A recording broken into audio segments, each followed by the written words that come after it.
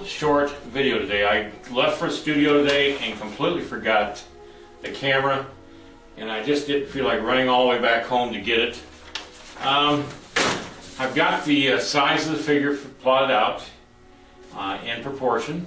I've got the proportions worked out. It's 7.5 heads tall and 2 heads wide in the shoulders for the male, and I will subtract some width for female. Female's about 1.5 heads wide in the shoulder and a little wider in the hips.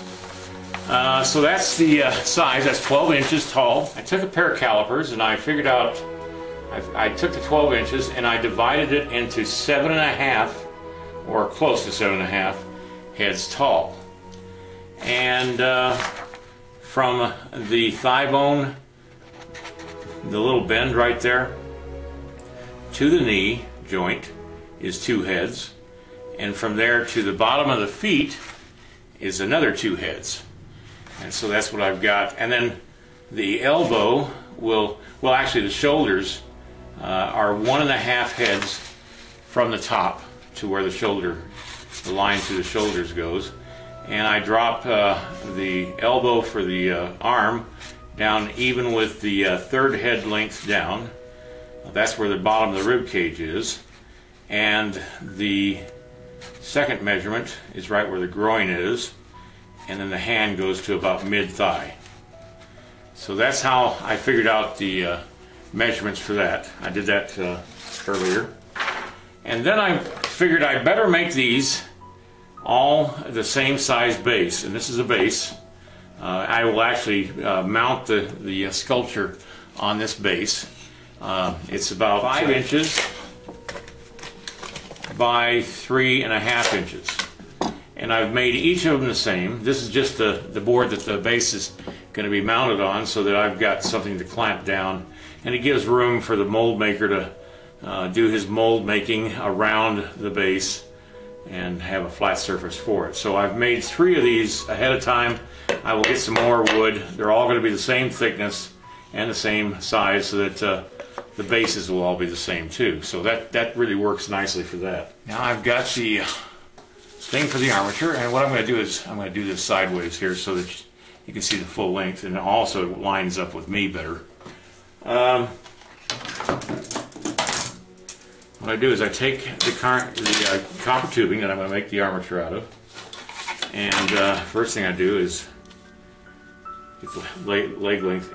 What I'm doing is I'm leaving about 1/2 inch extra length. That will actually go down into the wood. That's what's going to anchor the leg to the wood. And I'm going to take a measurement from there to there. And this is just going to give me, because I've got so little of this copper tubing, I've got to make sure I am judicious in its use. Line that up with that. Line that up with that. And what I'm going to do is I'm going to take the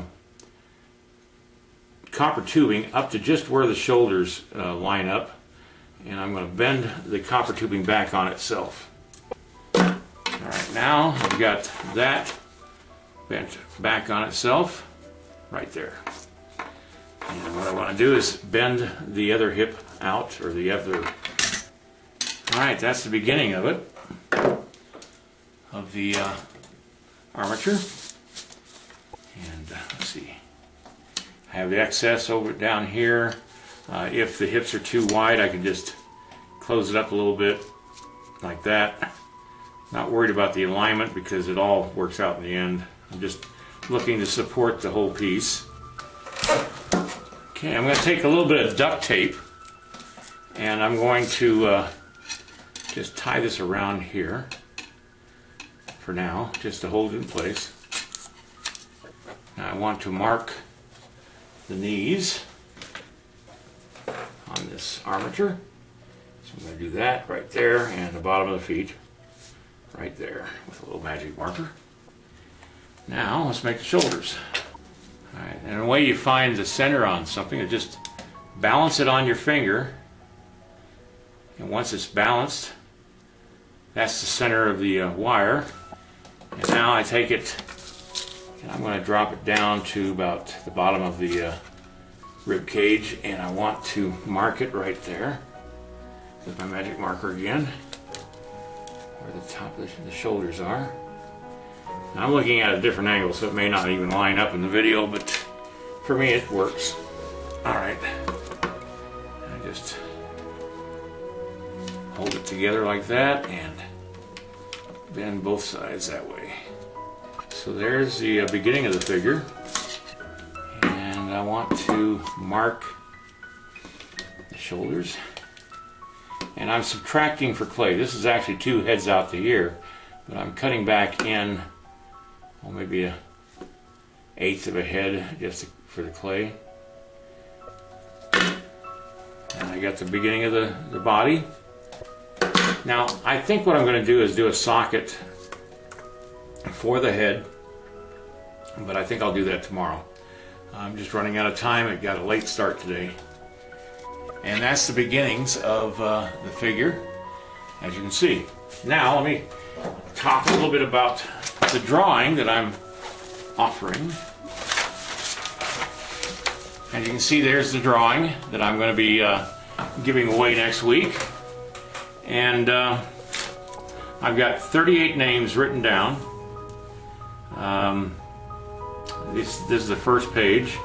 This is the second page of names. Down to 37. And then I just got one today from WAWA475, who's now number 38 on the list of names. Now what I'm going to do is on the 27th, I'm going to take all the numbers and write them down on little square pieces of paper, put them in a container, and have somebody draw a number. And that number, it will correspond with the name that's written next to it. And that's how I will draw and keep it fair, because nobody will see names and I won't have names to choose from, and it'll be just random. So that's the way that's going to be, and so that's it for today. We'll get started putting clay on this figure tomorrow, and I just wanted to fill you in on what's going on with the contest.